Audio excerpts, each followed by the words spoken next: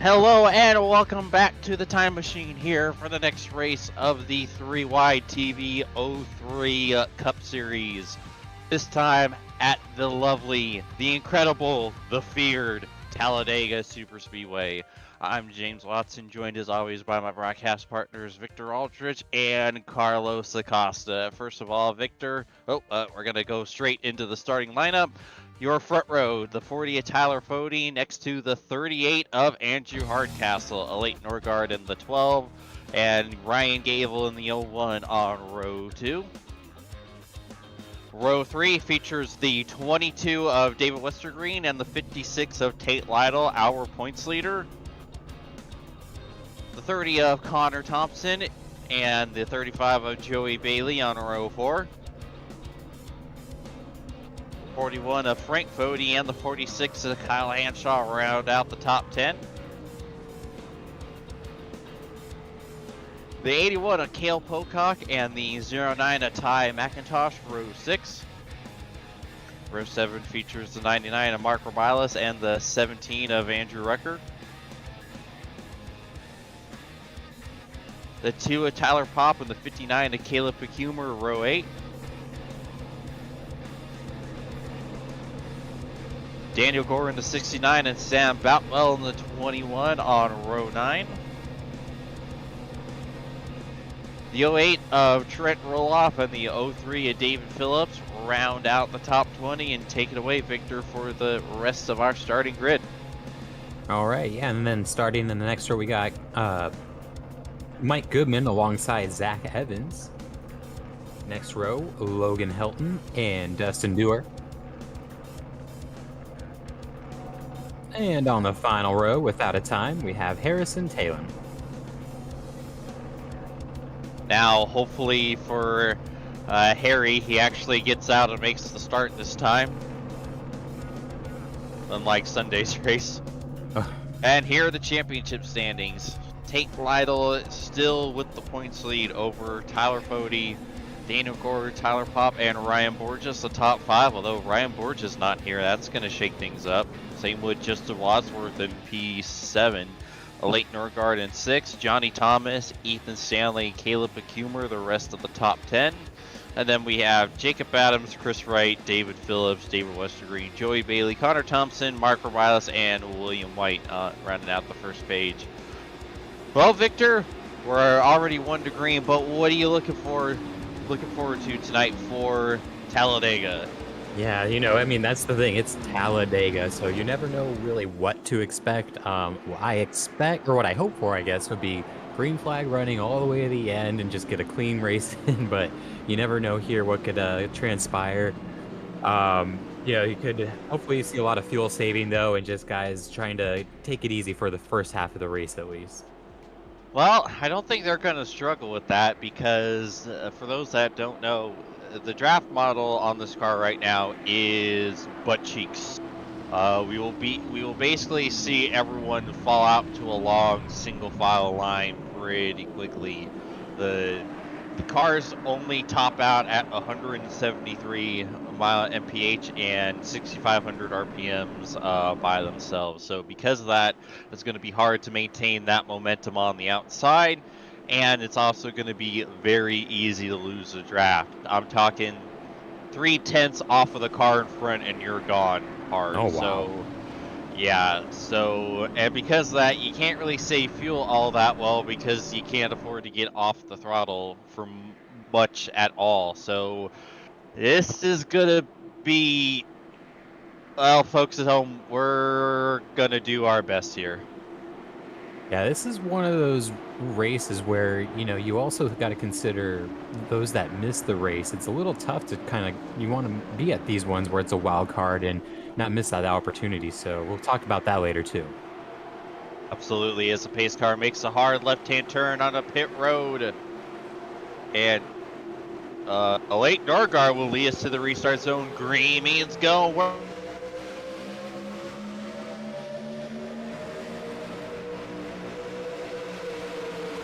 We're underway at Talladega, which is why Alate Norgard is the one leading us to the green. So far, everyone's being able to stay pretty equal.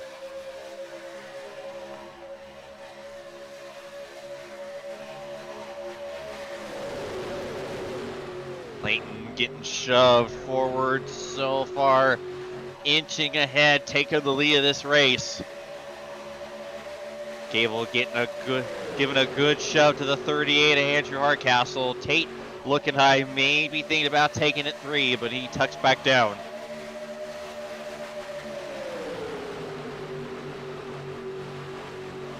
Cars have an interesting note to their engines right now, just flying around here after lap 1. Absolutely. Oh, and Gable jumps out, will take over the lead. Oh, we got one. No, wait, it's Michael Goodman. I saw 4. Someone is sliding down on their side. What on earth?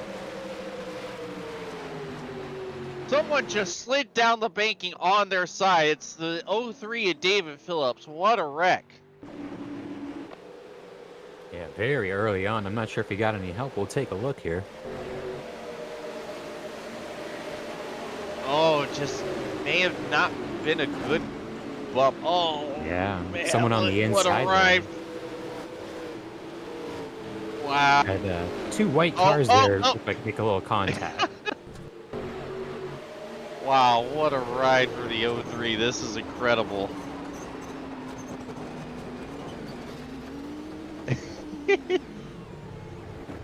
Just kind of rode up the wall there. Flop. Well, he landed it. That's got to be worth something from the judges. Don't count him out. Yeah. Yeah. I don't know. That might be a bit too much damage to that suspension, though. Yeah, that right front is gone. Looks like, oh, there was a big stack up on the inside. Just couldn't quite make out who the car that was behind Goody, but just couldn't check up in time and sends the 44 up into the 03. And that's kind of a product, as you were mentioning, of, you know, running, needed to be so close and not lose the draft. And you can't really hang back and leave that gap. And so when there is a checkup, it checks up immediately. Yeah, it looked like the 63 Logan Helton was the one that was getting into the 44. Yeah, a bit early here for that, I think, but guys will hopefully cool down here. We got a short race and should be able to get this one in pretty quick once everything gets settled in.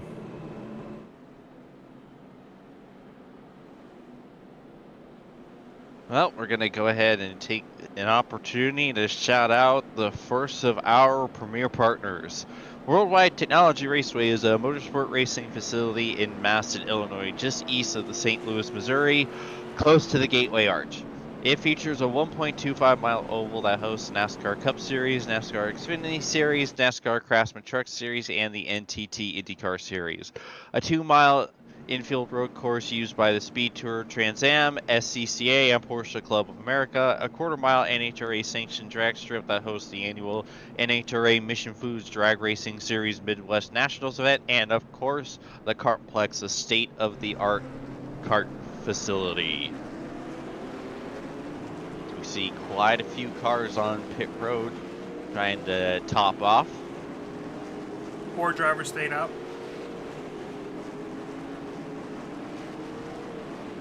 Interesting. A lot more than I would have expected, in all honesty.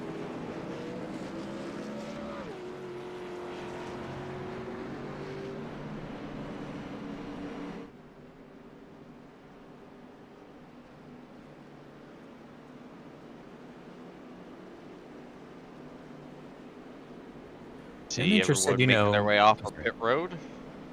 Go on, Victor. Just, you know, the speed of the cars once they're in the draft, you know, and you're mentioning about 170, 175 through qualifying. So in the draft, how much they're picking up here. Yeah, they're about, if I remember correctly, it was doing about 190, 191 in the draft. So, and I think that's what's really causing the issues and how easy it is to lose the draft, because of how slow the car is by itself. It's like the gearing isn't right. It's just too low in that final drive. And so it's just bogging the car so much.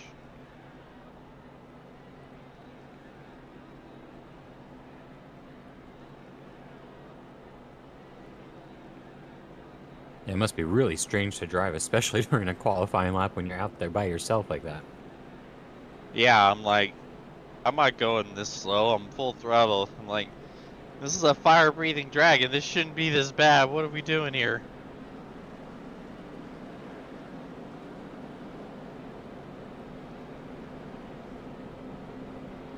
And the ironic thing is had issues that the draft was too strong, and so iRacing made a change to that. And well, be careful what you wish for here, folks.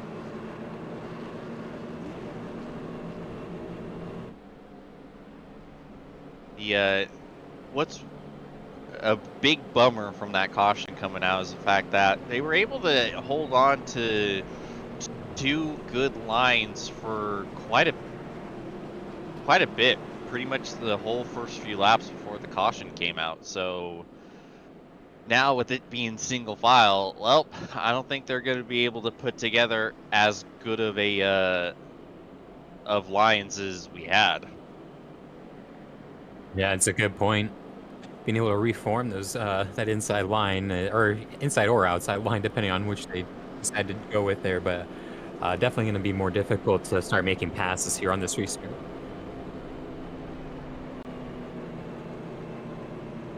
Imagine we'll see any tire wear here tonight?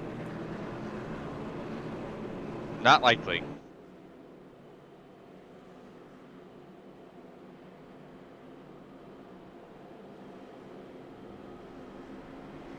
Now, are we 1 to green? We are. We are 1 to green. Yes. We're also having some issues here Righty. with the ticker.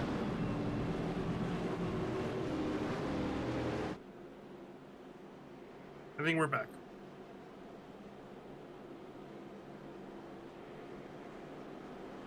I think there's an issue with AWS over the last couple days. It's messing with some things here. But as we see the pace car make that hard left-hand turn on a pit road, Logan Helton will lead us to the green flag.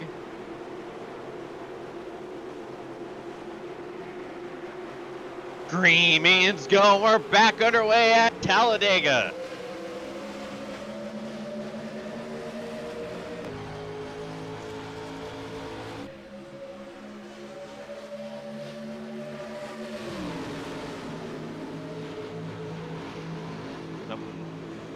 Apparently Michael Goodman was given control of the restart, which is really strange.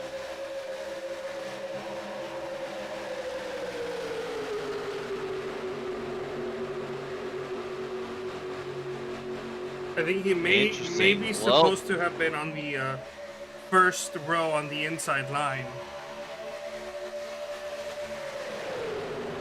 Yeah, that's what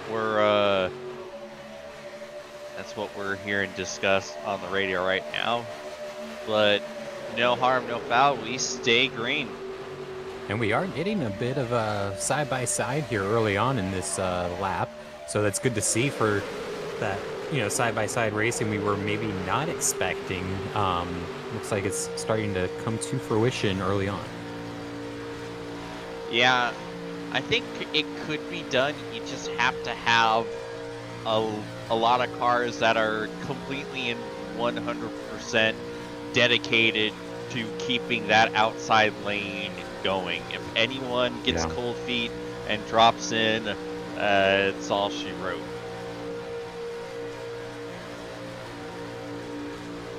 It's somewhat similar to an older style of that restrictor plate racing, even. Yeah, you're not wrong about that, as Logan Helton continues to lead this outside as they inch ever closer. Right now, your race leader, the 01, Ryan Gable. Yeah, Gable looking to control the front out here today. Doesn't seem to be wasting any time riding around mid-pack. Tate Lytle, he's being pretty smart, just saving fuel behind the lead. I don't know if he has any intentions of leading, but just looking to he does keep now. up front. As Gable jumped to the outside, Logan jumps down, takes over the lead of the inside. Anshaw going up.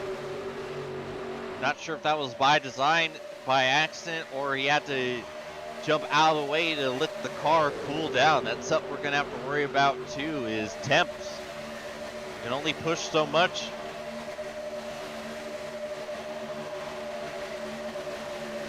A lot of pushing going on through the trial.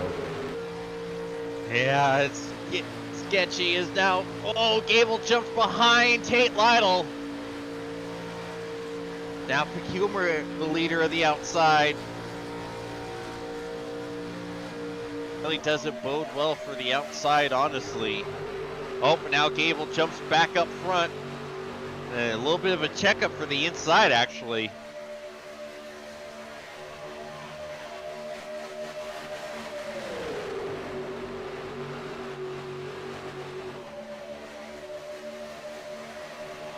Continue to be double file here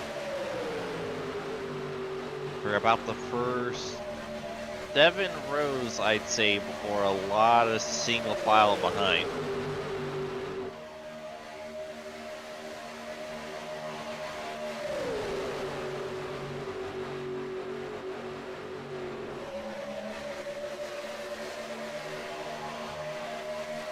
Gable a little bit loose there on the high side. Maybe got a bit of a bump from Pecumer. Yeah, that costs a lot of momentum for the outside.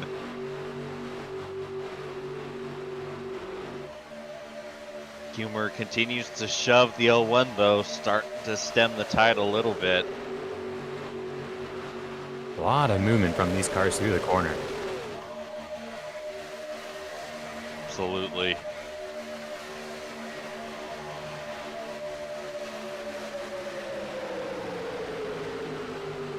So what tends to be your strategy at a place like Talladega?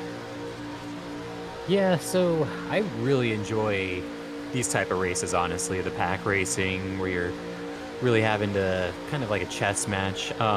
Personally, I'm not one that likes to be up in the top 3 or 5. I'm one that would stay around 10th or so, like the tail end of that first group, but not where it gets single file. I don't want to be too far back in that single file bit, but enough where I'm still able to keep touch with the lead, but I don't want to be mixing it up and, you know, it's a way to save fuel too a little further back. You know, and it varies race to race too, and at a certain point you just know when you have to go. I'd say about the 3/4, 2/3 point of the race, you really kind of start trying to make your way to the front.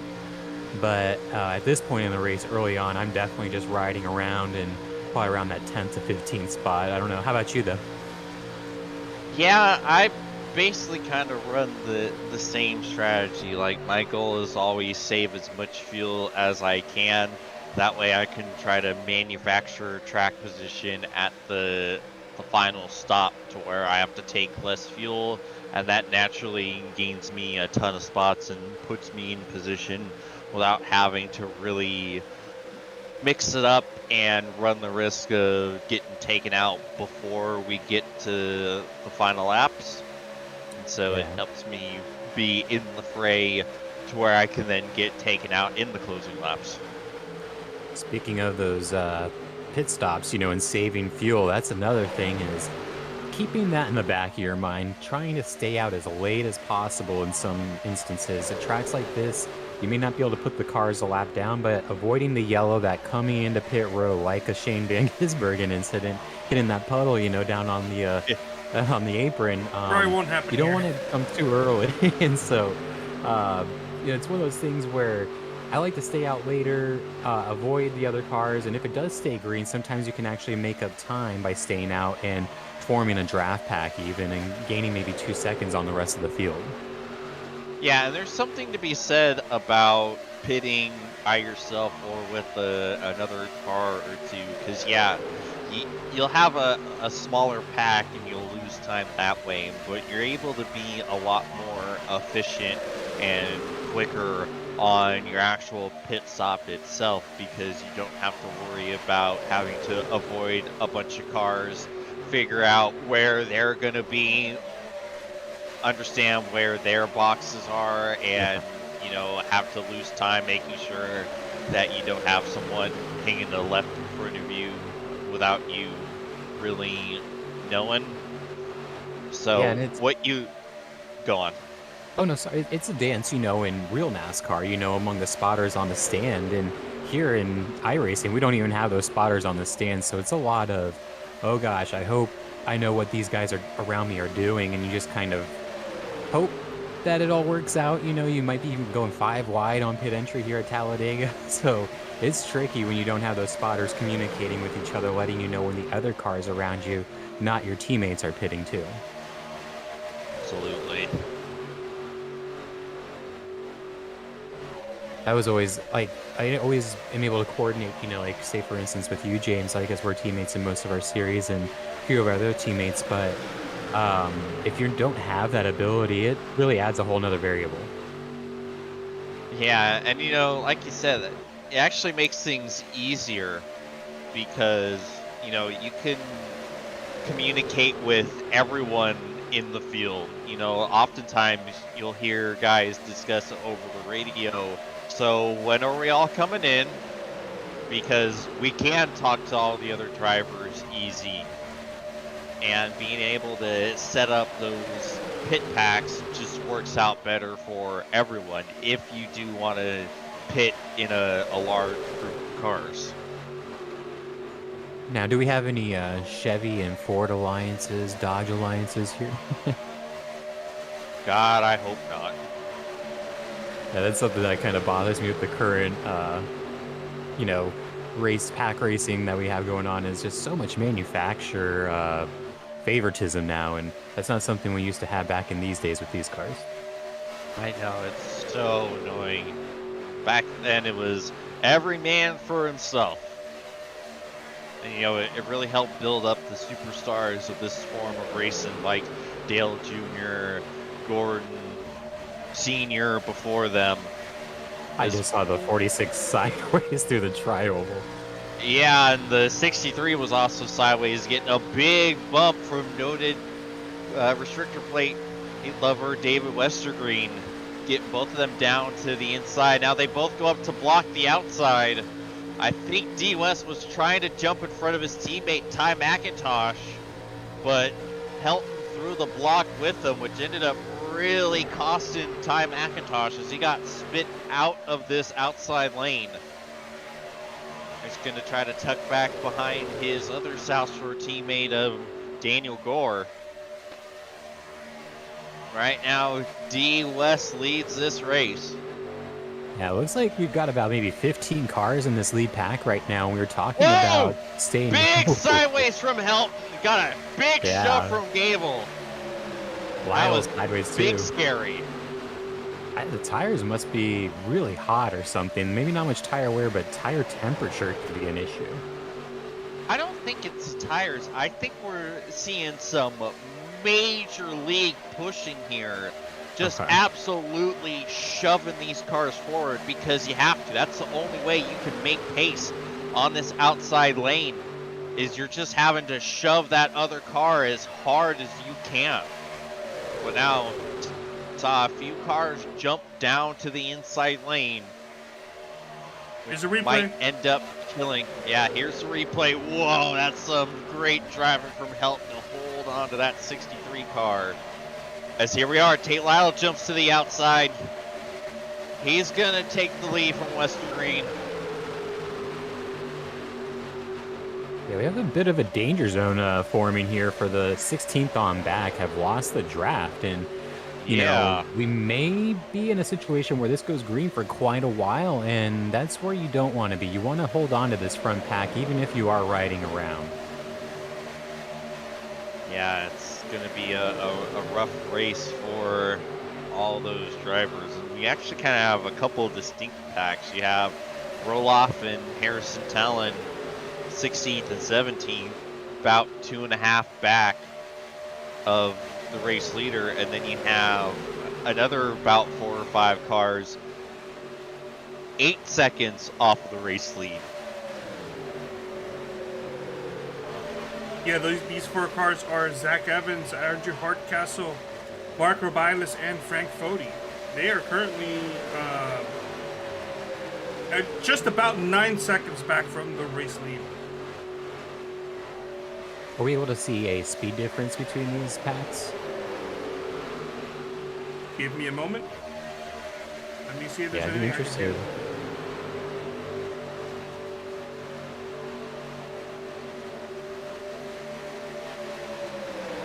You see Zach Evans leading this pack, making the choice to run this over the asphalt sprint car straight to field race. Wonder what Zach feels about his decision. Is, oh, we're 3 wide.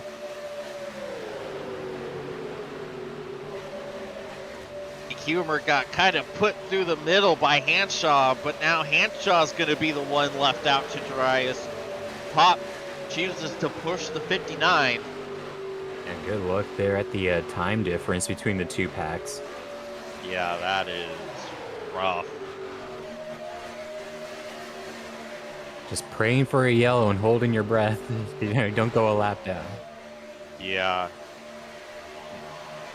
The outside lane was starting to fall apart, but D. West and Gable jump up to save it.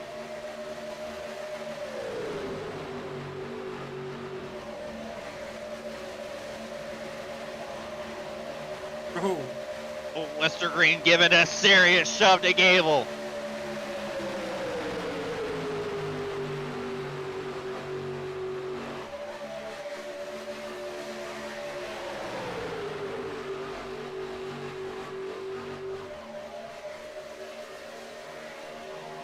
Gable jumped down to the bottom. Now he jumps back up to the top as they're about to put a Leighton Norgard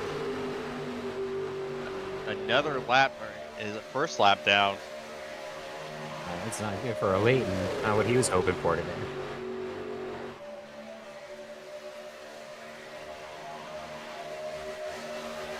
And to think he was the one that led us to the initial green flag.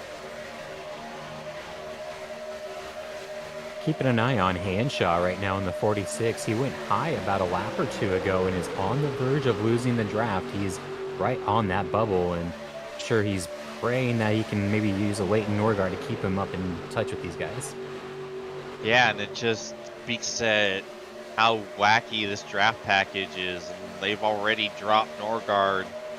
And yeah, it might be dropping Hanshaw here.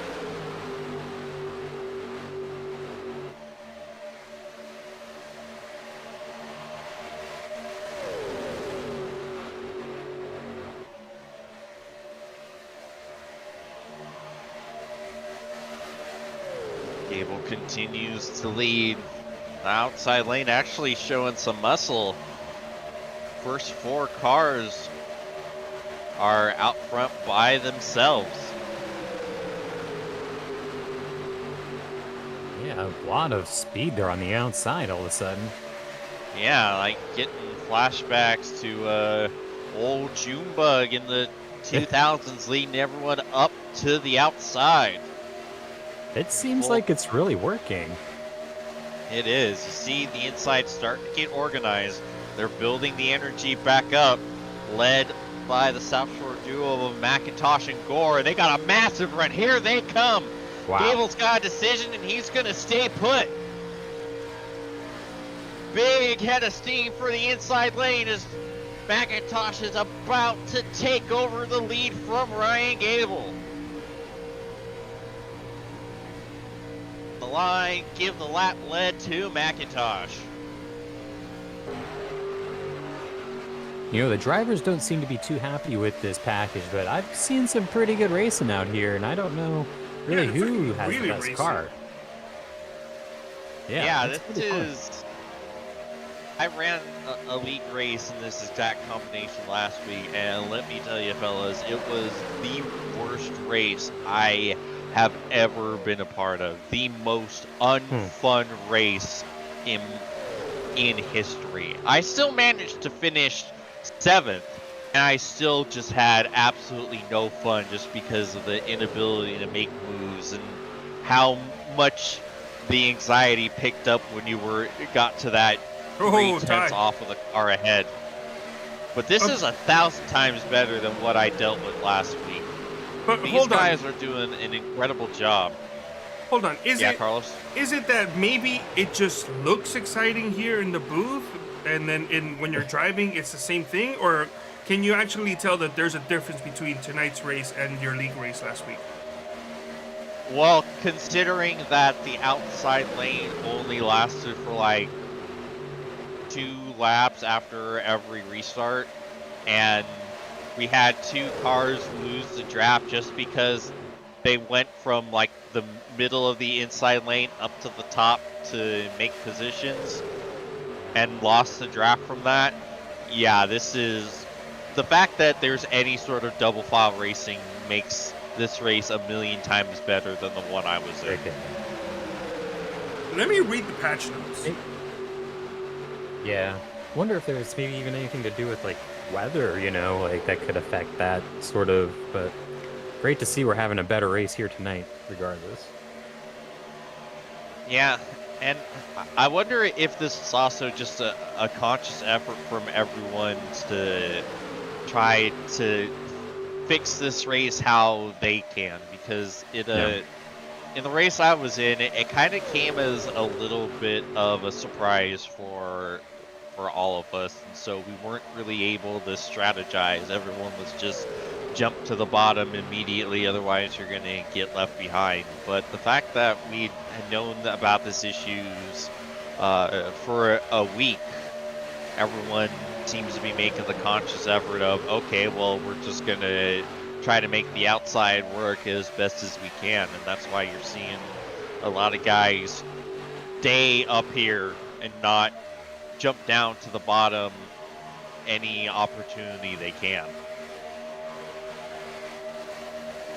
Oh, we're continuing to see more and more cars lose this front pack. It's almost like, who's next? Yep. Now, just don't want to be that last car in this pack right now. I've been avoiding that at all costs. Yeah, you can't even see Kyle Hanshaw. Like, look at that. You still don't see him. You still don't see him. You still don't see him. Yeah, even Boutwell now has lost the draft. Trying to see, how do we have like maybe 13 or 12 here? Yeah, 13. Yeah, you nailed it. Yep. And then Sam. I heard some of the drivers even joking that they might have a bigger pack at the back and eventually than the front, which could very well happen, and they could maybe even track these guys back down. Yeah, you see this second pack going around the damaged car a goodie.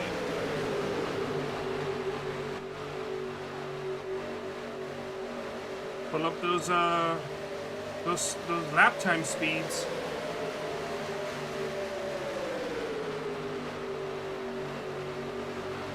That's much better than earlier. Yeah, they're still losing time, but it's not quite hand over fist like what we saw. Throw maybe like 3 or 4 more cars back there, who knows? Yeah.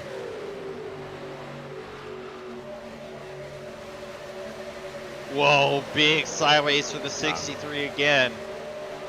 He got a little bit of a bump from Caleb Pocock as we enter turn 1. Oh. Yeah, they're faster. Look at that.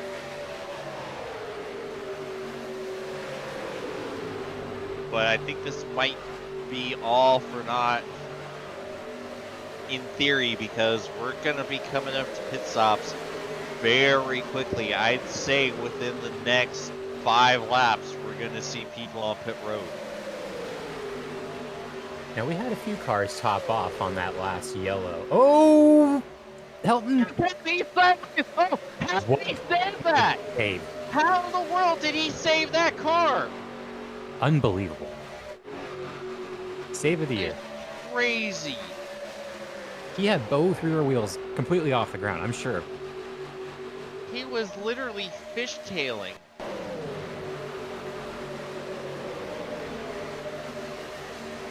Oh, he just tried to fill the hole.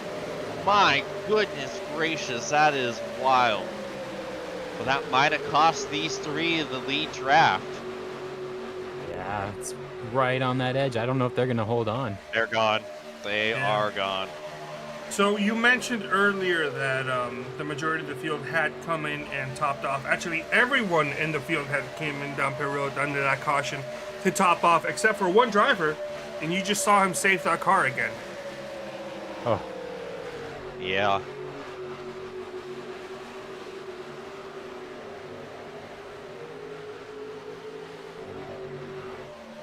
Yeah, their only saving grace is if this lead pack hits within the next lap or two, they might be able to gain some time back if they push the pit road entry. But other than that, I don't know what could be done here. yeah, they've really organized up front as well with a single file line, which is hurting them even more. Just, yeah, I got to hope for pit stops as soon as possible.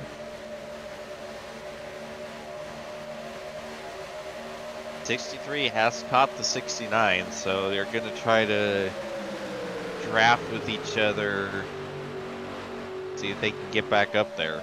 We caught McIntosh as well. Yeah, that second pack now, actually I should say now the third pack, is actually catching these guys at a rapid rate now too. And at that point, I think we would have equal amount of cars in both packs. Yeah.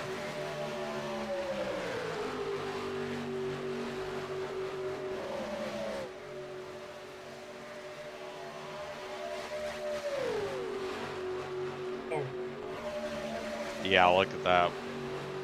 Oh boy.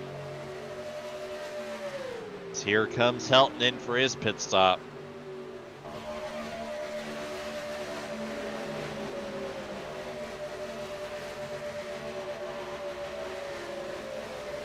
Maybe had a little less fuel on board there. You mentioned he didn't come down for that stop, but also was even out front for a lot of that run, so might have a few laps even less than most other drivers. Yeah. Double whammy of fuel mileage for the '63.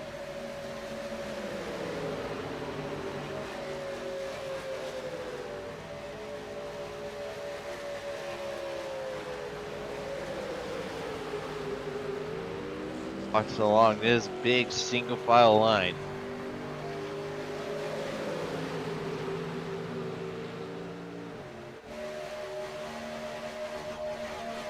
Now, yeah, keep an eye on the '63. It's going to be interesting where he comes off of pit road.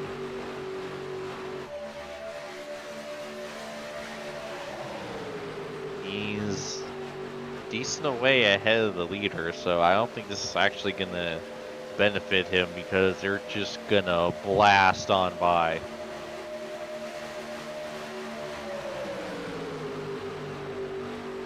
A couple more pitting in from that second pack.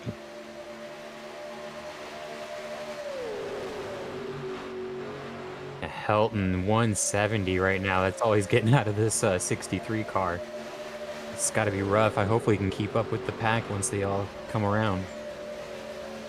Yeah, it is painful. Looks like we have quite a few cars pitting from the second pack. Yeah, I think the entire second pack.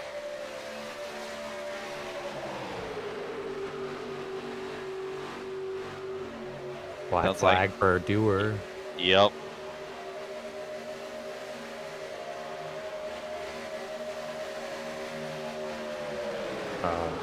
Helton And- being overtaken. Yep, there they go. Oh, D West gonna be bringing it in. Oh, here we go. The lead pack making Oh, their boy. way on a pit road right now. And the 30 car is, I probably wanted to pit there as my guess, but it's stuck out here now with the 63. Yeah.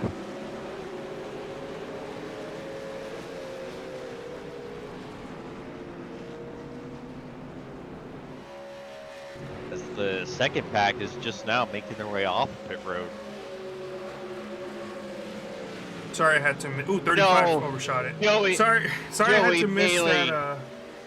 That start of the pit cycles had a little dog emergency, but it's all good now.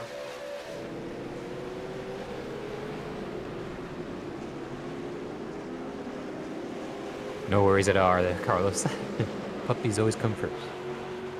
During that cycle, Dustin Dewar did get a black flag. It has already been cleared. I don't know if he cleared that on time or through appeal. He had already served it when they. He was already serving when they cleared it. Yep. All right. Well, the lead pack making his way off of pit road. There's Connor Thompson doing his stop. There's the lead of the second pack. Uh-oh. Oh, I look like the 30 may have missed his box.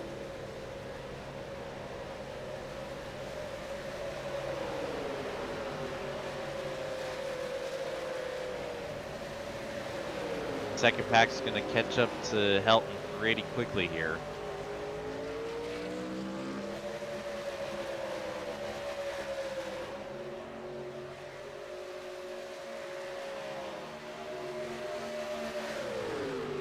Yeah, that second pack looks like it lost a few cars, though, from before the pit cycle. Yep. Meanwhile, the lead pack is already entering the back straightaway.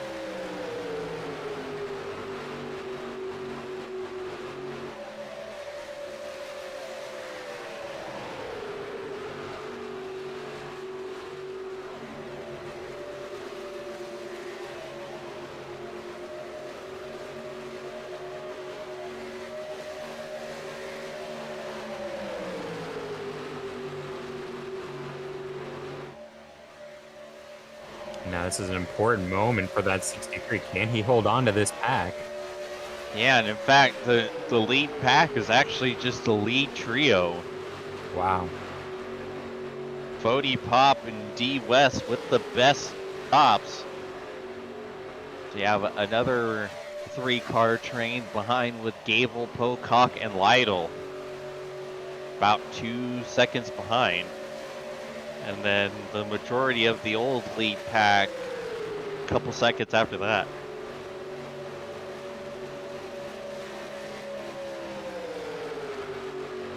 Yeah, a lot of trios formed out here.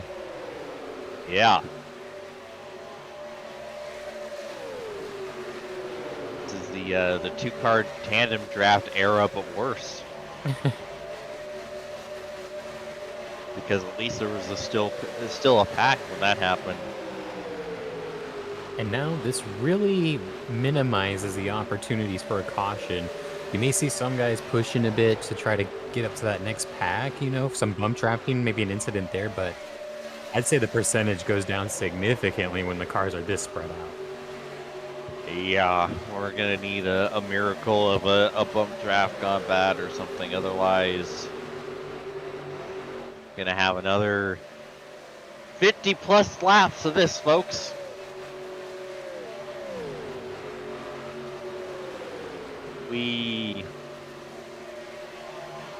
As a driver, it's really an interesting perspective as you're kind of just watching that time difference between you and the pack in front of you, and how much are you gaining lap to lap or losing, and what can you do different. So you're constantly trying to think of ideas, working together with the other drivers around you.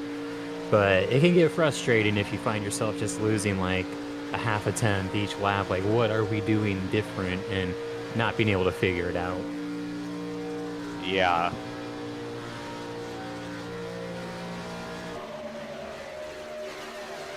This is when I really appreciate if I was in that second pack, if I had you behind me, James. Here we James go. pushing that. Yeah, you kind of saw that one coming. Spinning. Right on time. Oh, and someone else going Dustin around Dewar as having well. issues. All right. Well.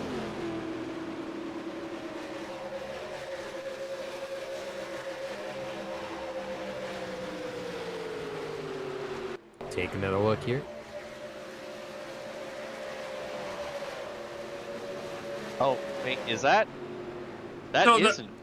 Do we have two 81s? We do. So the 81 we see here spinning out is Dustin Dewar. For some reason, he's showing up as the 81 instead of the 32. I will refresh my trading paints again just to be sure, because I don't know if that is supposed to be the right scheme. Saved it from any damage, which is a good thing, but definitely have to make up a few more positions on the restart.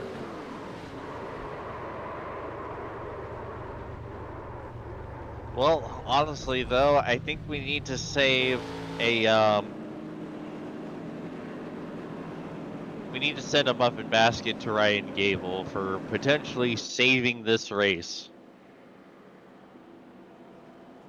Because, boy, howdy, this would have been rough. You could see from the onboard just how hard Dustin was being pushed. Dusty was being pushed there. A whole previous corner, the whole backstretch, you could see that he was not being cut a break, and that could probably have just been because of the fact that everyone was separated. It's a case of I'm gonna push you, and if you spin out, oh, that's on you. Not saying that's exactly what happened, but that's kind of what it looks like. I've definitely been in that position where it's like I'm just gonna push you. I know that if you spin out here, you probably won't hit anything since we're really separated, so please hang on, and if you can't, then bring out the caution. Yeah, they give it everything to try to catch back up to that pack and can result in incidents just like that.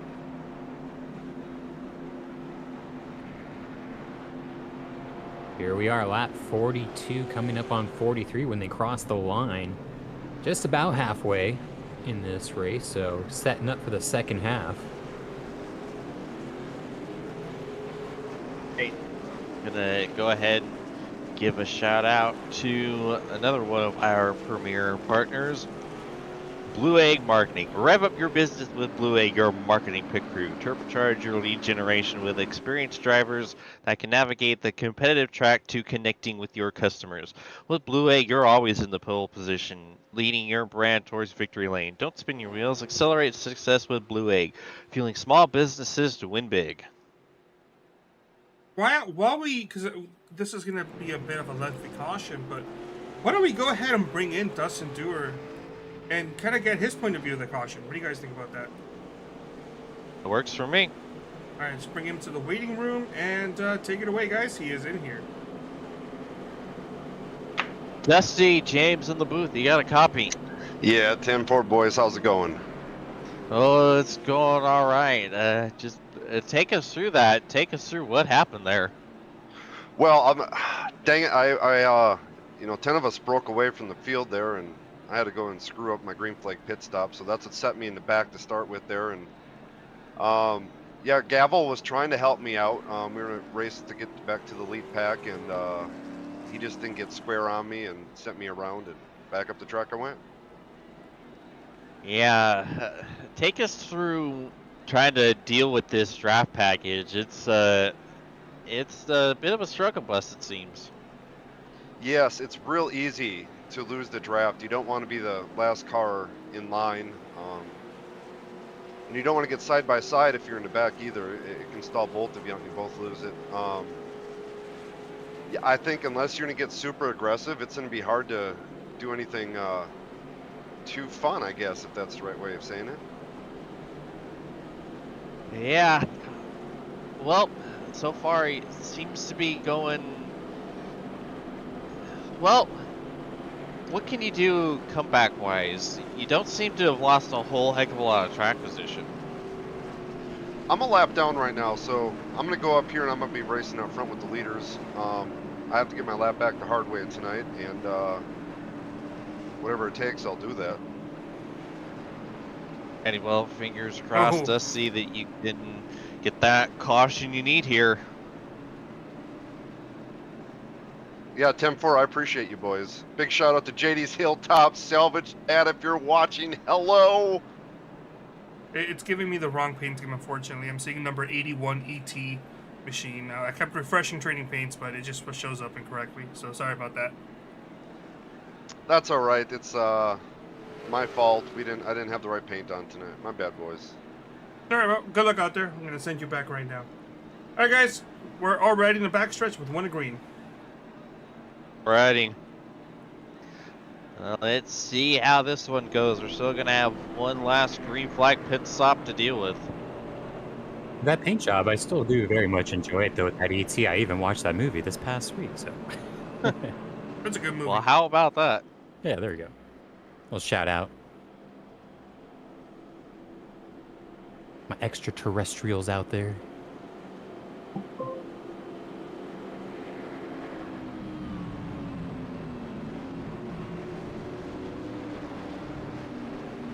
Huge break Yeah. for the 63, I tell you.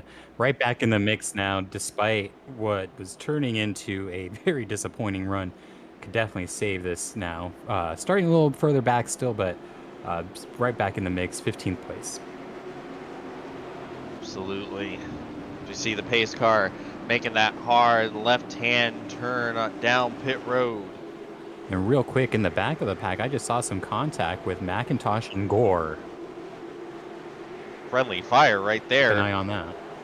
Tyler Pop will lead us to the green flag. Green means go. We're back underway here at Talladega. Tyler Pop trying to get a good jump off of Fody and keep him from making that move to the bottom. Got to get He through those won't. gears Here quick. he comes. Oh, and Western Green goes with Fody. Is losing momentum quickly. He drops down behind D West.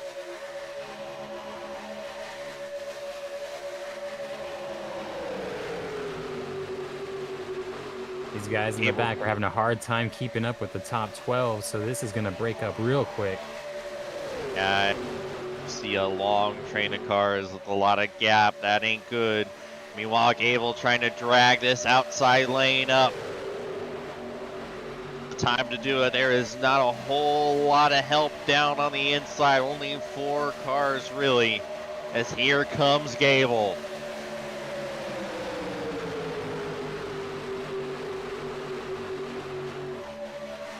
Who decides to jump down to the inside now that they're about close to being alongside. Oh, D West and Fody jump up to the outside. This is honestly a huge help to those trying not to lose the lead draft in that second pack. The fewer the cars on the inside, the more double file they are, the better chance that second pack has to get back in the draft. They are not that far behind right now. I think they're there. They're there. Yeah, they had about the same amount of cars in that pack, and it allowed them, I think, to keep up with the speed there of the first pack. I really think the lack of cars on the inside also helped too, because it just overall slowed the pack down. Huge moment there for that second pack, being able to keep touch, though. Yeah. I tell you, there's no worse feeling in racing than losing the draft. You feel so helpless. It just hurts so much. But there's no greater feeling in racing than being able to drag yourself back up to the lead pack, whether it's by yourself, you're in another pack that was able to catch, just getting up to the lead pack and knowing that you're officially back in the Trey Roloff gets spun field, and at late Norgard gets turned as well. Norgard and Robilas on the infield grass.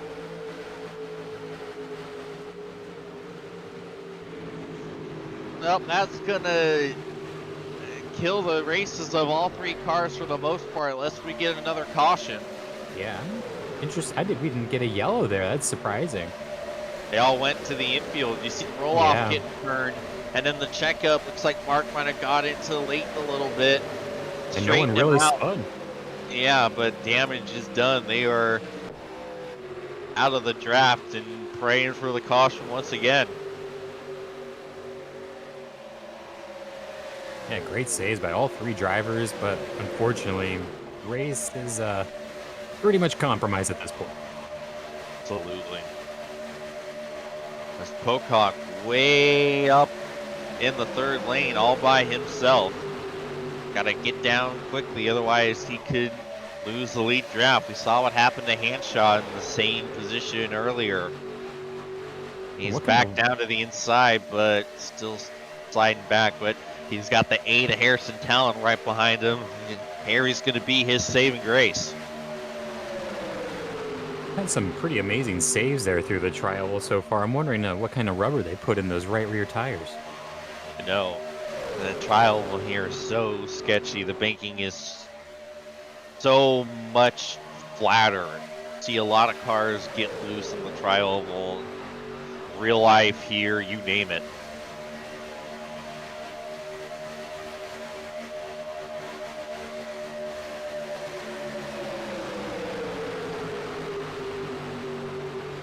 Your race leaders, D West pushing Tyler Fody.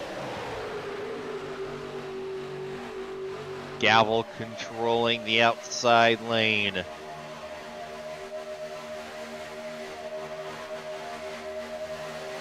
You know, I don't know if I've seen Tyler up at the front of the field much of this race, but no less at the halfway point, there he is up front. Just like any other track, any other week here in the series, he's found his way and right there battling with a lot of the regulars at the front of the field here at Talladega. Yeah, before that, the only time he spent in the front was on the pole before he got his EOL. Now he is once again controlling this race, trying to gain some points over Tate Lytle as we get to the closing stages of the season. Just 4 races left after tonight's checkered flag. Yeah, it's going to come down to like that last race, last few laps. I think it's going to be an excellent conclusion to this championship. Absolutely. We have Old Phoenix, Old Pocono, Old Texas, and Homestead. As you see, we're starting to get some separation. The lead 3, maybe 4 cars are starting to pull away a little bit, although now as I say that, the pack catches up. Yeah, Gable having a hard time though on that outside, and a lot of guys behind him just not able to get down in line. As it's kind of like a Bristol sort of deal. Like everyone's just going by on that inside line one by one. Yeah, and it doesn't look like we have the anyone else to jump out in front and commit to keeping this outside lane going right now. It looks like a lot of cars leading that inside lane are just focused on keeping their track position and turning laps, much to the chagrin of everyone else. We give a quick shout out here. I believe we got that 06 car. Is that the Zach Evans? That sure is. Yeah, making his way up on that inside line.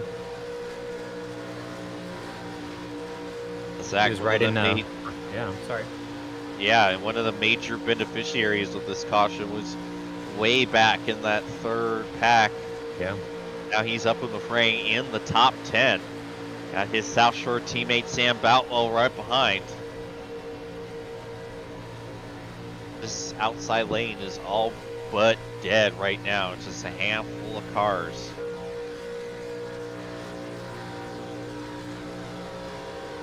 Yeah, Zach, very patient, very methodical approach to most of his races, especially these plate races. So biding his time, I think, drives these races a lot similar to how I would, and has himself in a pretty good spot here in the last 40 laps. Yes, sir. As you see, we are almost completely single file as 2 other South Shore cars, McIntosh and Gord, jump out and jump back in. Yeah, really single file now through the field.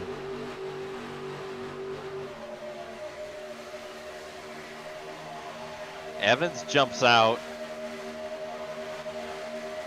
I think he must have heard us. Yeah.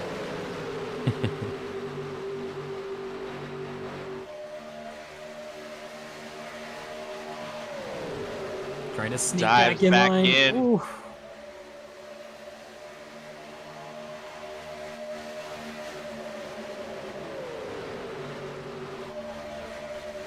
There was time for the 06. Whoa. Gable on the apron.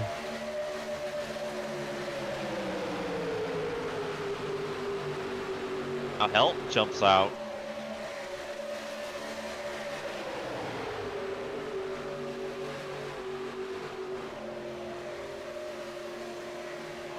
And you know what? That puts everyone in the danger zone. Gavel's got to work to get them back up. We're getting some separation here.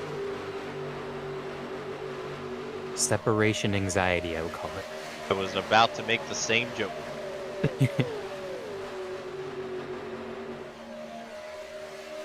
I'm surprised that hasn't come up in draft, like broadcasting yet. I know, right? Too real. Yeah. Looks like job done for Gable. I believe everyone's back connected here. Although Helton, you saw him jump out to make some moves, and now he's lost the draft because of it. I was just going to say the same thing. He's back there with, I think it's Hardcastle, also losing the draft. Yeah.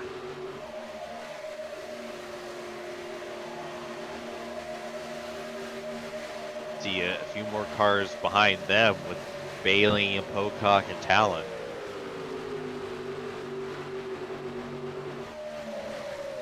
Do you think it's better in a situation like that for Helton to, say, just slow down and let this pack catch him like he did, or try to wait till they catch up to you? Do you gain more time, you think, by immediately dropping back to him? I think you could. You just can't slow down too much. Yeah, it's because interesting balance.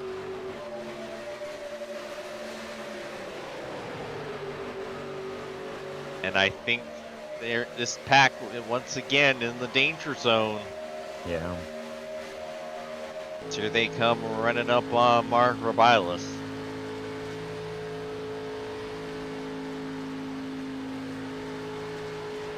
Yeah, Andrew Hardcastle on back. These guys are going to need a few more cars to follow that lead pack, or a caution to come out for them to get back involved in the lead for this race.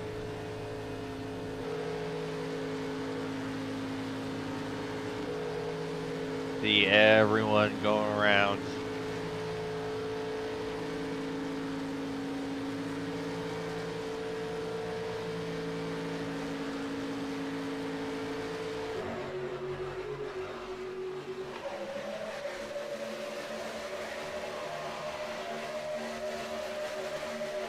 It looks like we're kinda caught up. Parts of that kind of second pack is caught back up, but now there's another separation from Gore to Becumer to McIntosh. Oh yeah, that's getting pretty close for those guys. Yeah, I think they might be done here. Yeah. Like we were talking with Dustin Dewar earlier, you do not want to be that last car in the pack. That is the worst spot to be. Yep.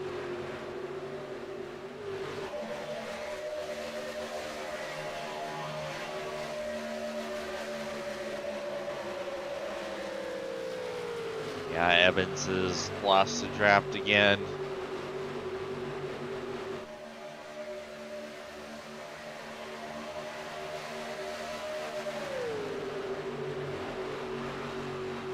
McIntosh and Gore, they're just barely off. Oh, McIntosh is gone, so that means Gore is going to join him here very, very quickly.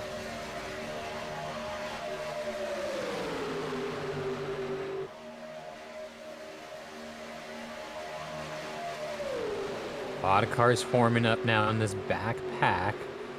See McIntosh and Gore join them soon. So that'll add another two. They have a decent amount of cars in that second pack once they get formed up. We'll see what that does to their speed.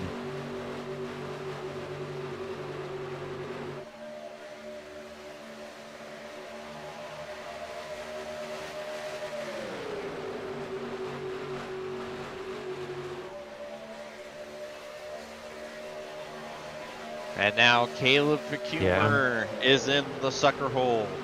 It's like each lap around turn 4, it's the momentum just drops off of 4.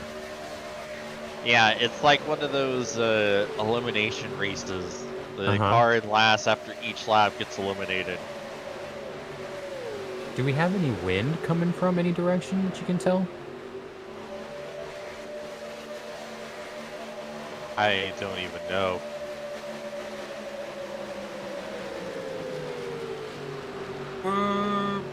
Unfortunately, my track temperature graphic is bugged, so I don't have that information. Yeah, no worries.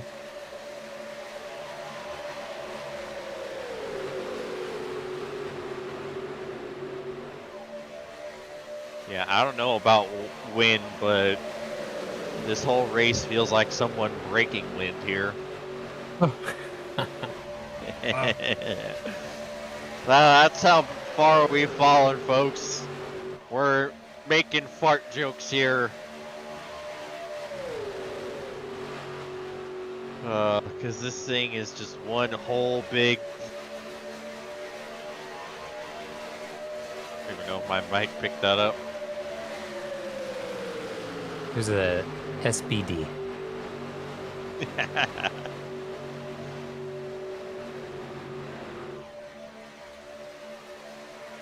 So far, it's Sam this car- seems to be a...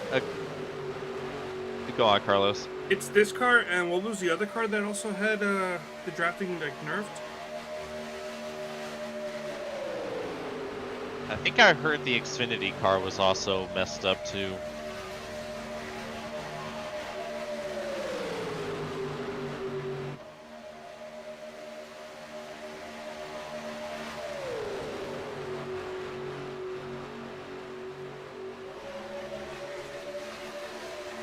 So we have Tyler Fody at the front of the first pack, and then Frank Fody at the front of the second pack.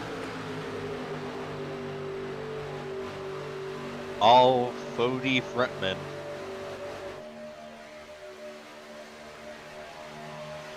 So far, Sam Boutwell is doing a great job of being the last car, but holding on to this draft. Hope I don't jinx him, but darn it, we need something to talk about here. Second pack actually just got completely broken Oh, up. big sideways for Gable. Think he got a bump from Sam, who's trying to stay connected. Thankfully, it doesn't seem like it's cost him time. Like the last few times we've seen someone get sideways.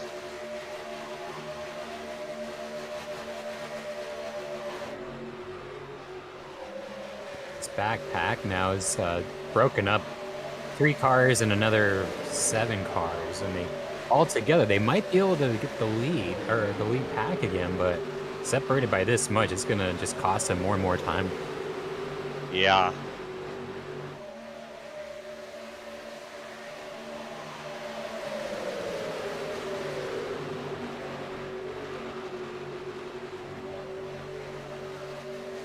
We are almost straight away of separation between these two factions.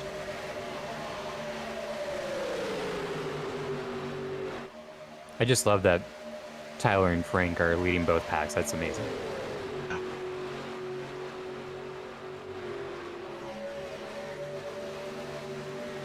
I think we can throw up a speed graphic between the two, Yeah. like lap by lap. I wonder Tyler if it'll versus work Frank. if I just put Fody and Fody.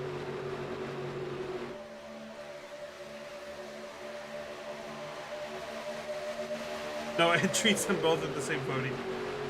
He's nice. Okay. There we go. Ooh. Yeah, but that was before the rest of the second pack caught them, so I'd be curious to see this lap and the next lap. That's where we'll truly know the difference. That time, only 4/10. The back half of this second pack is starting to break up. Yeah. Yep, they are falling apart once again. Boy. Yeah, that's going to hurt the overall speed of Frank as well then.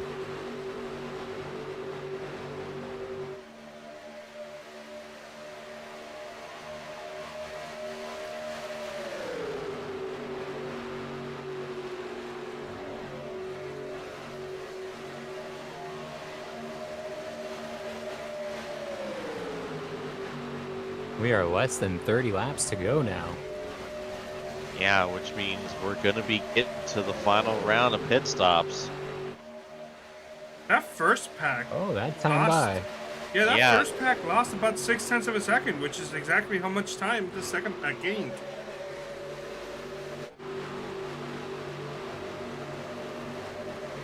Yeah, it looks like Evans and McIntosh were able to catch back up. Yeah. Not so lucky for Caleb Pacumer, although I say that now, and McIntosh is looking to lose the draft.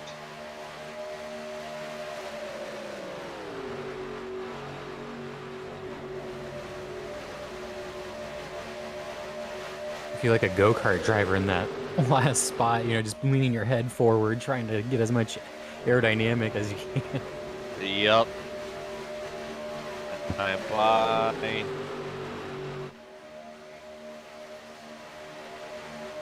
Even. McIntosh able to get back up. Very interesting to keep an eye on the speed here between these two very evenly dispersed packs. Yeah.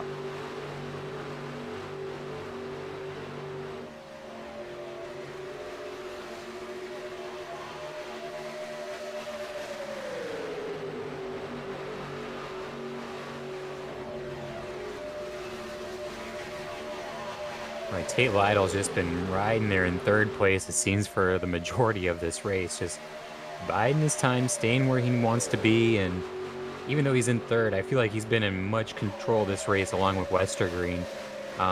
Interested to see what happens as we get down to these final few laps. Absolutely, as you see another half a second taken out by the second pack. But we're gonna be getting to the final round of green flag pit stops.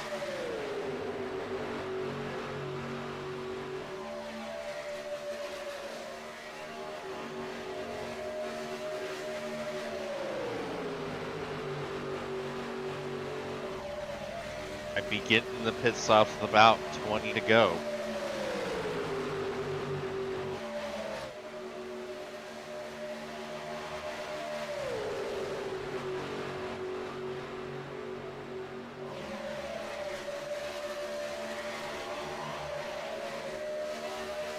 Oh.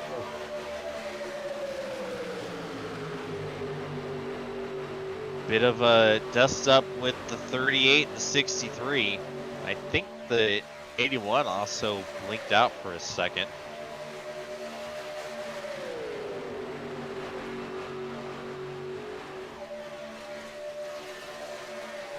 See, there's a small little gap starting to form from Thompson to Dewar.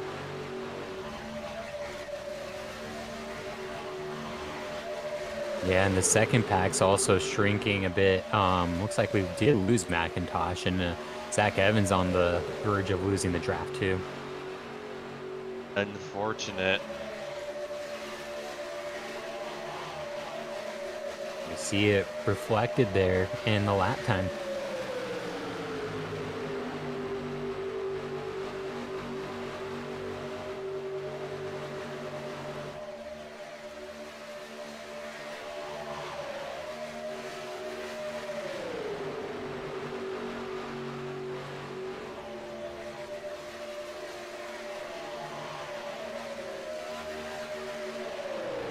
We continue to circulate here.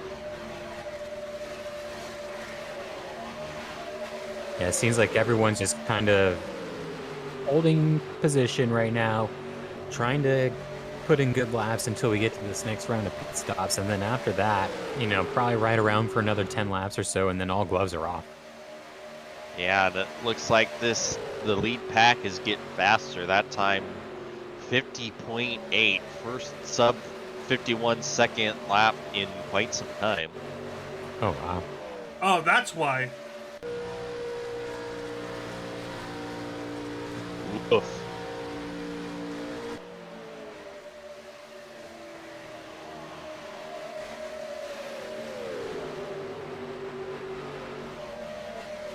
Yeah, getting bit dicey up front now with some lap traffic. Let's see what happens. That can sometimes create a little havoc for the leaders.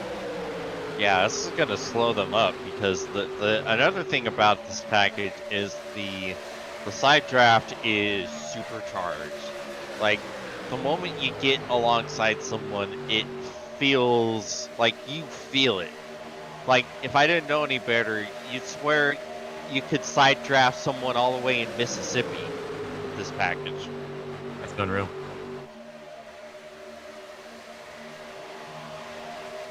Now this is nervous times for the back of the pack, trying not to lose. As you see, Sam Boutwell has lost it.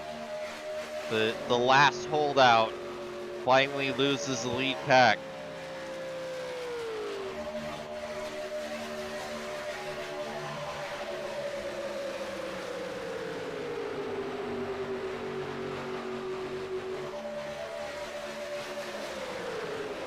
Here we go. Tate's going to be pitting. Cody's going to come in. It's like most of the lead pack is going to be bringing it in.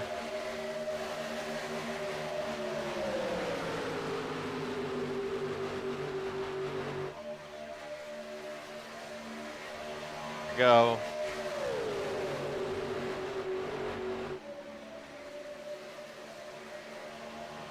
Off a turn 4 and the mass exodus from the racing line.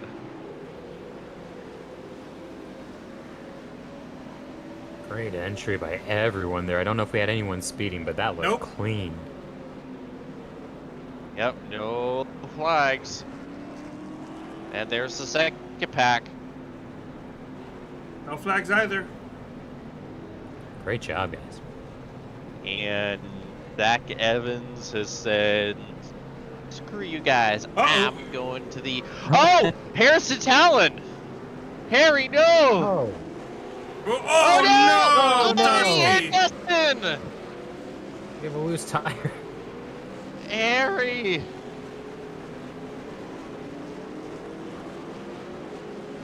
That one might result in a tally.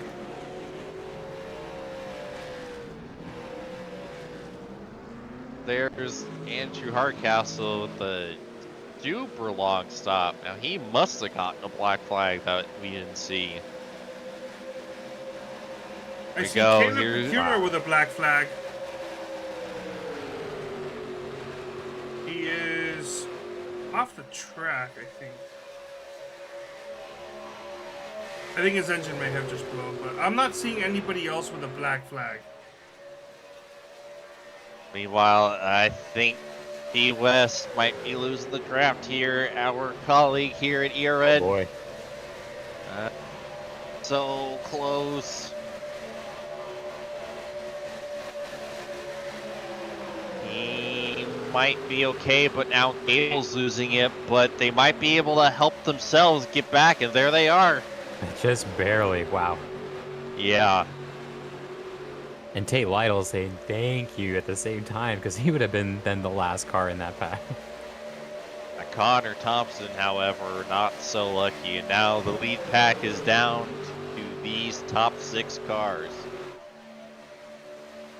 Yeah, we just went by starting lap 76, and so we are under 20 to go now.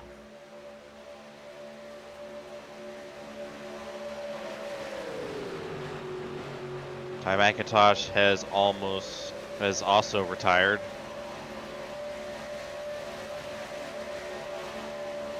Caleb Kumer bringing it down to serve his penalty. So now the lead pack is apparently only the top 5.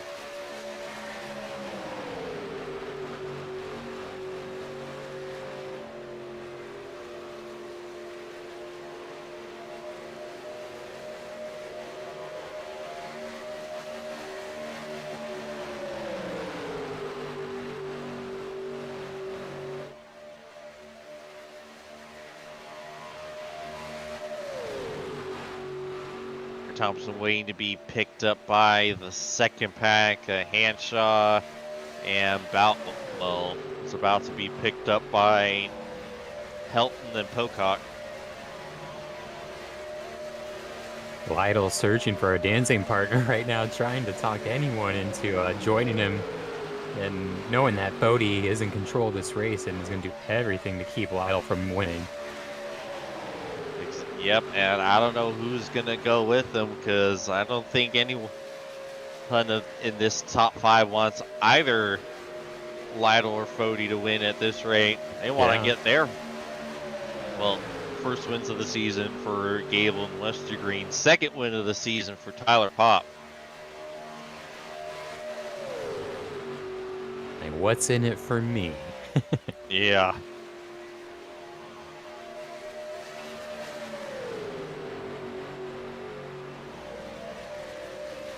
Things are getting racy with the second pack. They've caught some of the stragglers. This is going to be a pretty big pack if they can get settled, but so far there's even some 3 wide. There's no settling here right now. If there's going to be an incident, this is where it'll come from. Those 5 up front do not want a yellow at all. They will do everything to make this green to the end. But this pack, they don't really care.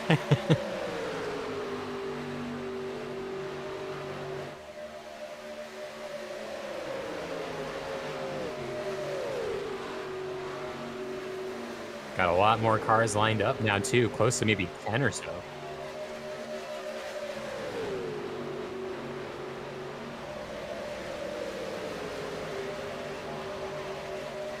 Just scanning this second pack. Yeah, this is going to be... Looks like now they finally got straightened out in single file here. So it's about 8 cars? 8, 9 cars.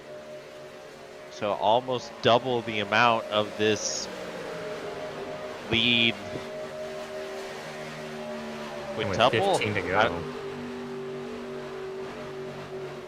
Yeah, whole back straightaway lead. I don't know if they have enough time, even if they were gaining, half a second a lap. Yeah, they need to be gaining seconds.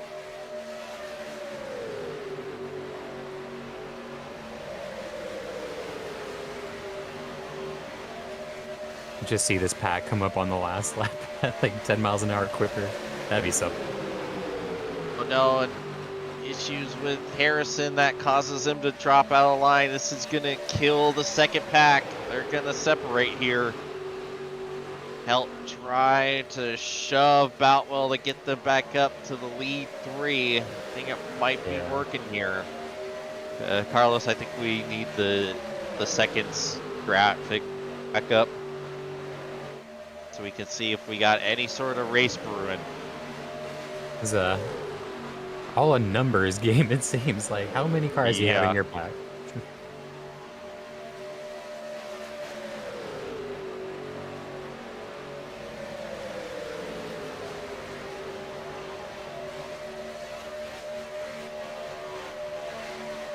The top 5 are striking deals left and right over the radio. It's very interesting to hear them decide who they're going to work with here.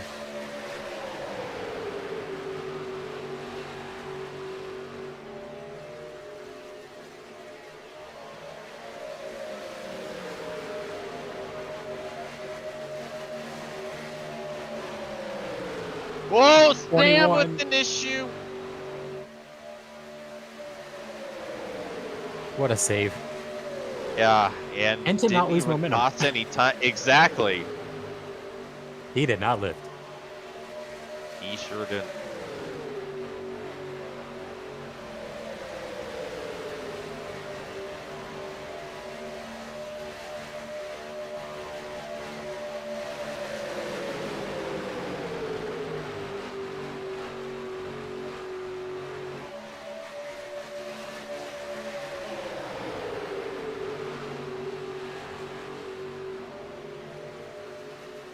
Carlos, can we get the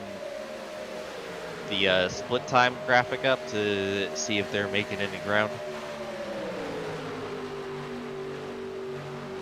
Just from the eye test, I'm seeing it looks pretty even here, still lap to lap, off of turn 2 and entering turn 3 for each pack.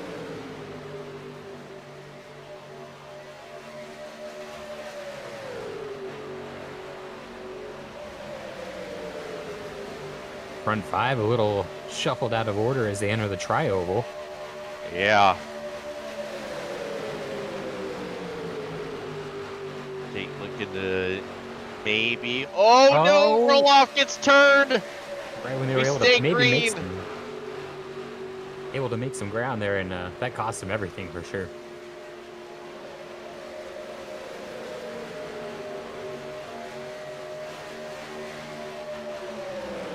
And that might cost Sam Boutwell the draft.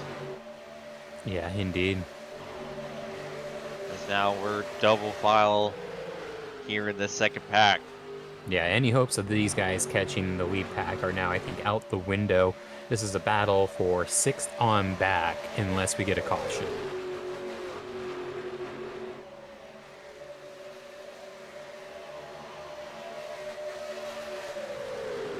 We are under 10 laps to go from Talladega.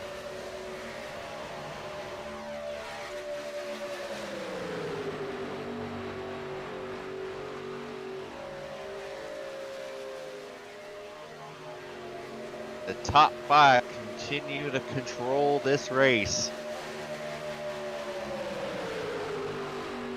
The dreaded gap forms from Gavel to Tate, and they close back up. Yeah, Westergreen doing a great job holding, holding on to that 5th spot and not losing the draft, being the last car in this pack. Yeah, D West having to give it everything that 22 has to stay connected and stay in the fight. His foot's like literally through the floor right now. Yeah. Hanshaw trying to shove Helton. We're seeing a bit of back and forth lap to lap, just depending, I think, on what we're having with the mix-ups in the, the packs there. We had some side-by-side 2 laps ago causing that 7/10 gap. That last time by, definitely more cars in the second pack, and they were more formed up, and so they gained 2/10. And I think that's what you'll see. As long as the second pack can stay together, they'll gain time, but just not enough laps left.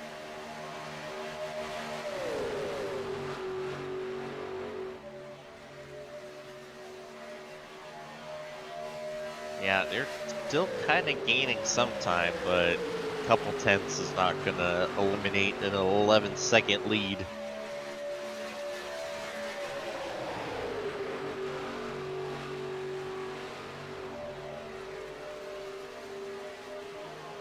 Half a second that time.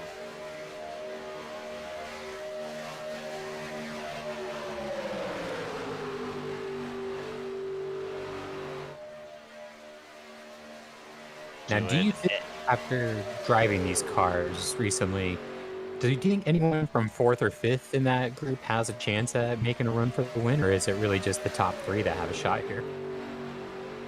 I think with as small as this pack is, I think it's definitely a possibility if they can generate some sort of a run.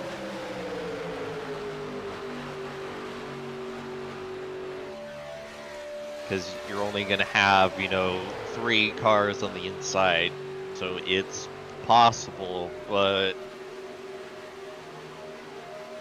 honestly, I'm not sure at this point. Yeah, I'm not even sure how really to approach any sort of pass here in the last few laps, other than just, if you're Gable, just going high and hoping Westergreen goes with you and you can shake things up at the front. Also have to note that Gable is teammates with Tyler Fode. So if Gable does try to make a move on the outside, and then maybe Tate Lido or Tyler Pop tries to jump up in there and get pushed, there's a good chance he may just back off. Or just refuse to work with him.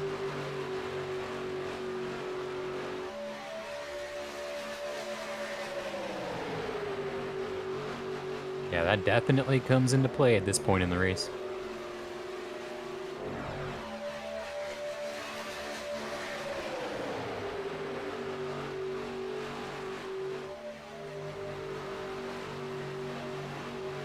Sam was able to hang on to the back of this lead pack, or second pack rather. One other question here about this series. Do we have a green-white checkered? Nope. All right, so we are almost at that point then. Yeah, I we're think gonna this is wreck. it. We need to do it. I think if we wreck now or maybe the next lap, we'd still have some time left. But yeah.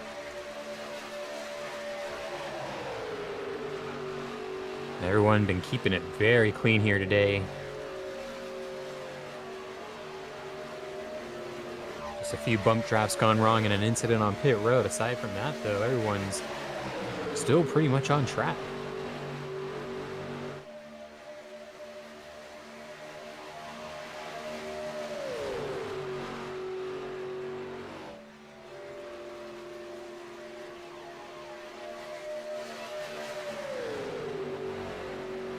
We're coming to 4 laps to go here from Talladega.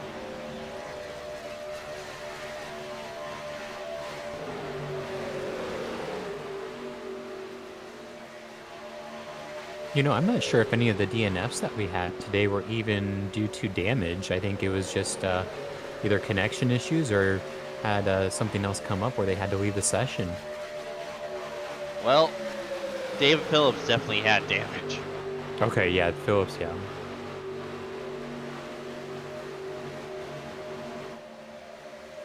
Other than that, yeah, I do believe you're right. And I think Rector might have got damage from that incident as well. When they went through the grass, yeah.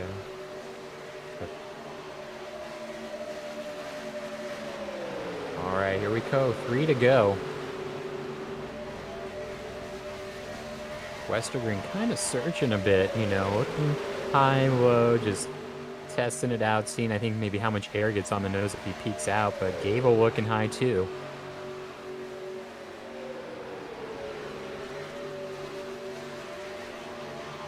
Oh, he faded on Lytle and tried to get him to go high, went low.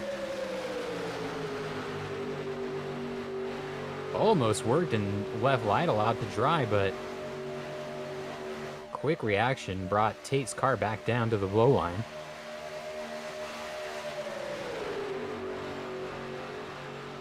Saw Gable looking. We're coming to 2 to go from Dega. What do these top 5 have for Tyler Fode? Can anyone get by the 40 car? And we're going to see a lot of pushing here. Gable looking. Tucks back in.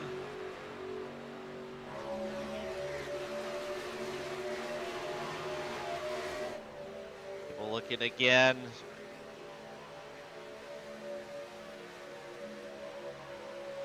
Oh, he's looking to the inside. He tried to sell the dummy on Tate again. Tate going to the outside, and he's losing speed. Gable up to 3rd. Westergreen up to 4th. Gable looking outside once again. Oh, he tried to look to the inside of Pop. Pop gave him a little bit of an opening, but shut the door. Tate almost about to lose the draft.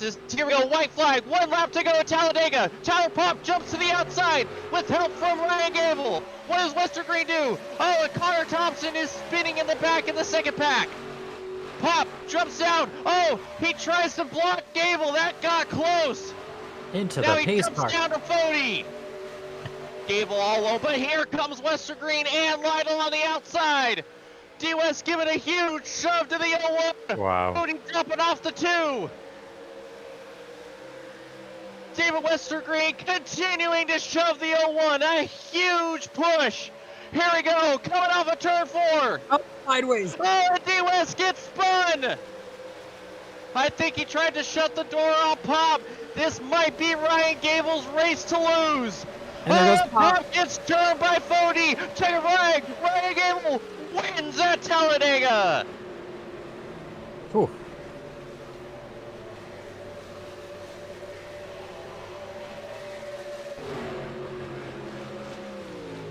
What a finish. They were bumping through that whole last lap and a half, and we were asking ourselves, what is Gable going to do? And You know, he took the run to the outside with Pop and went right by his teammate, got the win. Yeah, incredible final lap from Ryan Gable. Going from 4th to 1st in the last lap and a half. Yeah, he is happy here. Gonna see a heck of a celebration here when he burns it down on the front stretch. Absolutely.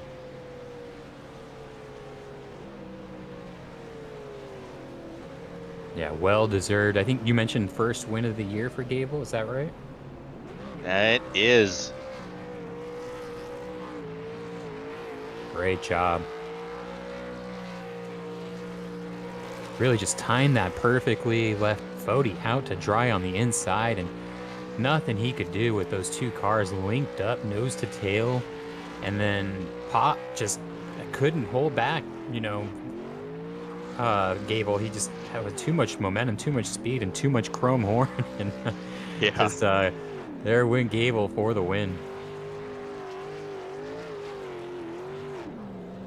Gable burns it down. Gonna give a shout out to the title sponsor of tonight's race, the at IndyCar1909.com 250.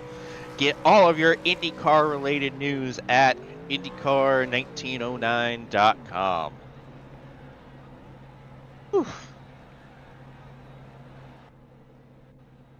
Well, slow burn is something that could be used to describe this race. It was definitely slow and it definitely burned, but it got really good there in that final lap. Yeah, there's a little extra nicotine in that last little bit, I'd say. Yeah. Yeah, that was something. Your final results. Your winner, Ryan Gable from Tate Lytle and Tyler Fody. Tyler Pop and Logan Helton round out the top 5. Cale Pocock, Daniel Gore, Kyle Hanshaw, D. West, and Sam Boutwell round out the top 10. Frank Fody, Joey Bailey, Connor Thompson, Andrew Hardcastle, Leighton Norgard, Harrison Talon, Caleb Becumer, Trent Roloff, the first page. Give it a second. Acting up a little bit right now. There we go. And Dustin Dorr, Mike Goodman, Mark Rabiles, Ty McIntosh, Zach Evans, Andrew Rucker, and David Phillips. Ready, we're going to go ahead and get started on interviews, and we'll start off with the 3rd place finisher, Tyler Fody.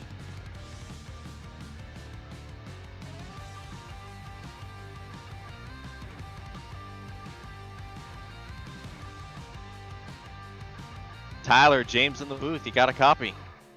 What's up, James? Well, it was certainly one of the races of all time, that one. First of all, just take us through the final lap. What was the plan going forward as you took the white?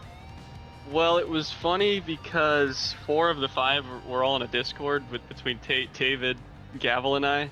Basically everyone but Pop. And it got real quiet on the Discord with about 3 to go, which was pretty funny. But yeah, my whole thing was really just trying to beat Tate because of the whole points deal.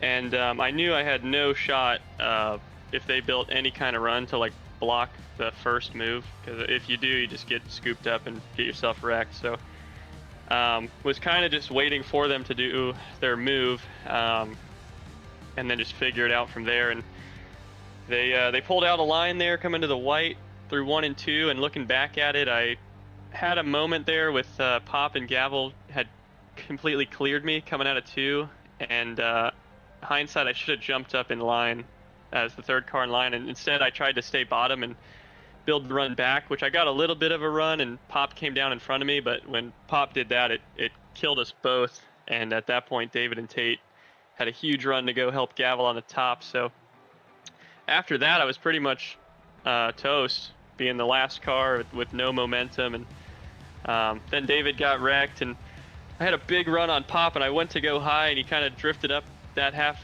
little lane, Left a car length there on the bottom that I went for, and then he closed it up real quick, but we had already gotten the nose there, so sucks that we turned him, but he got fourth there, so it wasn't terrible, but I didn't want to do that, obviously. So yeah, I mean, hindsight, I just got to jump up behind Gavel, be the third car in line, and see what happens there. But led the most laps, so we got that going for us. I think Tate and I are gonna end up tying on points for the night, which isn't ideal, but better than losing it to him. Yeah, just take us through the draft package and trying to work with it. I know it was kind of suboptimal for quite a few out there. Yeah, it wasn't great. When we had more cars, like the early first half, we could get those two lines going, and people were working the air, and it was different. I wouldn't say it was terrible at that point, but once the green flag cycle started going and people started singling out, we just started losing people every other lap off the back end. That's where it kind of got a little stagnant. So yeah, hopefully they can tweak it a little better than what it is now. But yeah, I mean, I'm saying that because overall we were out in front the whole night, so I don't know how it was for the back half. So I'm sure it wasn't ideal, but yeah, definitely something that should probably get tweaked here before we come back to one of these. Alrighty, well, still a great run for you tonight, Tyler. Any sponsors, plugs, and shout-outs you'd like to give?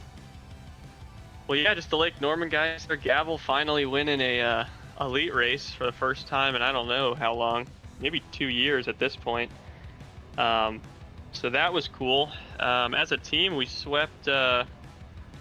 We've got a bunch of these Dega races now between Gavel here, me in the trucks, and Scott in the Xfinity car. So that'll be cool if when the Cup Series comes here later in the year, if we could get a win there with the team. So yeah, so far the track's been good to us. But yeah, shout out Gavel, my dad, Caleb, David was in the Discord tonight, even Tate, even though he's not on our team with this. Shout out all those guys, John Cutlip, JD Designs for painting the cars, and then you guys up here, Carlos, James, Victor, for doing the commentating and the cameras. Really appreciate it. So hopefully we're talking to you guys again with the next one here, and hopefully we start finishing in front of Tate. Yes, sir. We appreciate you, Tyler, and hopefully we're talking to you again next week. Yep, appreciate it.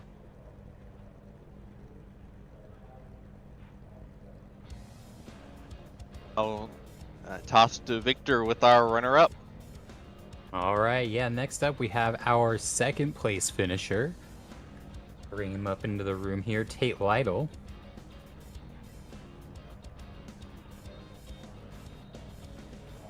Yeah, Tate, you got Victor up here in the booth. You got me? Yeah, I got you. Got limited service. I had to take off pretty quick, but trying to do this on my phone. Thanks for hanging out with us and staying around for the interview. We appreciate that. Great finish again tonight. Another top three. Another great run here in the series. Anything that you may have done different though in those last 3 laps? I noticed you were kind of looking high a little bit, so maybe hoping someone would go with you. But how was that kind of working out, and how did you see it play out in front of you? I mean, I knew as the points leader I wasn't gonna have any friends, so I was just trying to do the best I could. And honestly, falling back to 5th, coming to the white, would have been the best thing for me because I was able to rebuild my momentum and actually be on offense. Solid points night. Second place, broke even with Fody, which is what we needed to do. 4 to go for championship. Hopefully keep it going. Love, still watching. Shout out Days going by with straight on the call. I got a jet. I got better things to do. Go get my baby. So go get him. We'll see you guys next Tuesday. Thanks for hanging out with us, watching us race crappy fake race cars. Yeah, great finish though there, Tate. Understanding you to take off, but thank you again for hanging out with us, and great finish. We'll see you again next week. And back over to James for our winner. Yes, sir.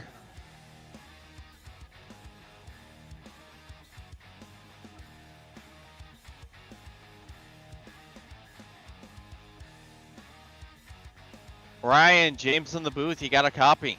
I sure do. Well, it's been a minute, partner. Happy to have you back in here.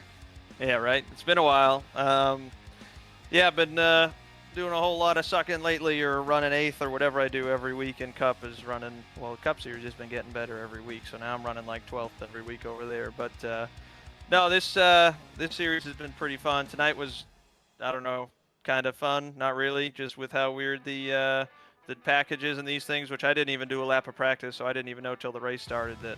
Well, until everyone told me once I joined the Discord or whatever what we were dealing with, which was not what I expected, but made for an interesting one. And having the pack break up like it did, and everything during pit stops was really weird, to be honest. But yeah, made the right moves there over the last 2 or 3 laps and got her done.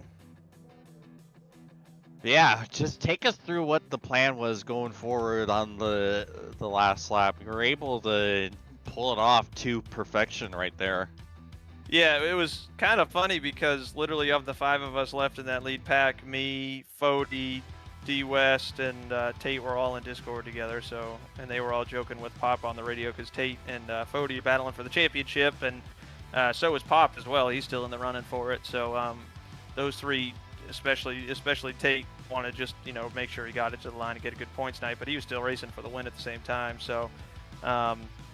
I mean, I caught him sleeping at one point out of a corner and snuck underneath him.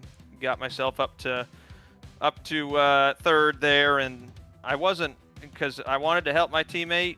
I mean, I wasn't going to let him win, and he knew that. But I wanted to help him where I could. But coming to the white flag there when I was behind Pop, I was thinking the whole time if Pop went and made a move, I was going to leave him and stick with Fody on the bottom. But I was hooked to his back bumper so good, and we had such a big run that I just went ahead and pushed him and took it. At that point, I was just hanging on the top. I knew getting to the right rear of somebody was everything, and he pulled to the bottom. D West came up and helped me with the push down the back, got clear, and I don't know how it was going to shake out coming out of 4. It would have been interesting if Pop and D West didn't get together out of 4. Would have been close. If D West got in front of Pop and lined up behind me, I would have had to throw a pretty dirty block, but I was prepared to do it to hang on for the W there, but didn't have to, and brought her home, so worked out that way.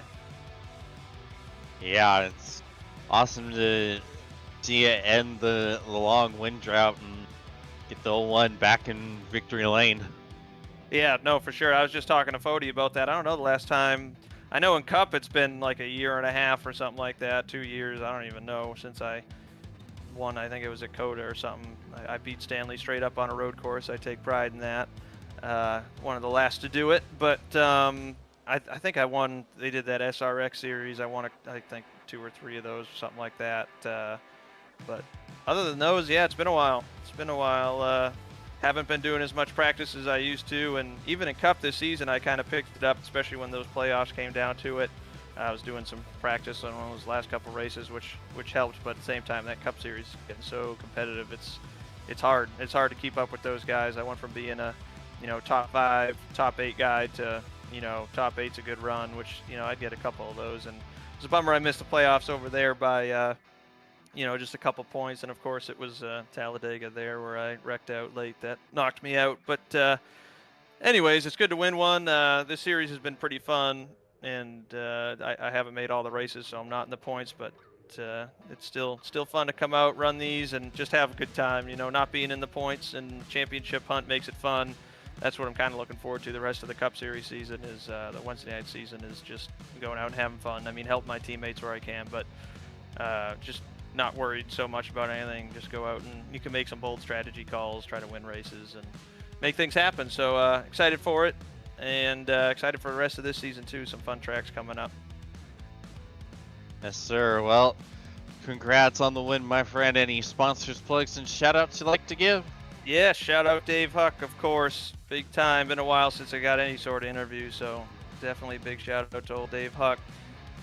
Thanks for coming on board as usual. And he just messaged me. Thank you for watching as well. Old Dave, thank you for the help as always. And this is a pretty good looking car. Throwback to Jerry Nadeau of all. There's a lot of people that drove that 01 car. Jerry Nadeau is who we're sticking with. So thanks to Dave Huck, everyone at Lake Norman. It was fun hanging out as usual tonight and making some strategy work.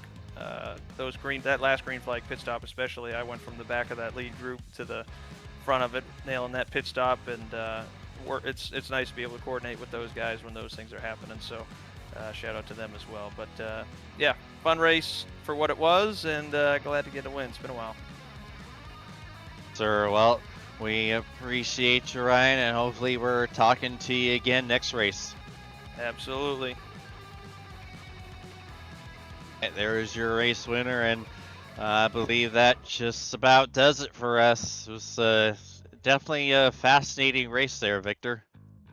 Yeah, I mean, it wasn't the wild card, I think, and all the mayhem we may have potentially expected, but we knew the setup going in was going to be a little difficult to deal with. I'm sure a lot of our points leaders and those that finished up front were glad it wasn't the chaos that we may have anticipated, and more of a calm race and kept everyone more in order than anticipated, maybe. Yeah. Well, I believe that does it for us. It's time to get the heck on out of here. For my broadcast partners, Victor Aldrich and Carlos Acosta, I'm James Watson, and bid you adieu till next time. Have a good night, everyone.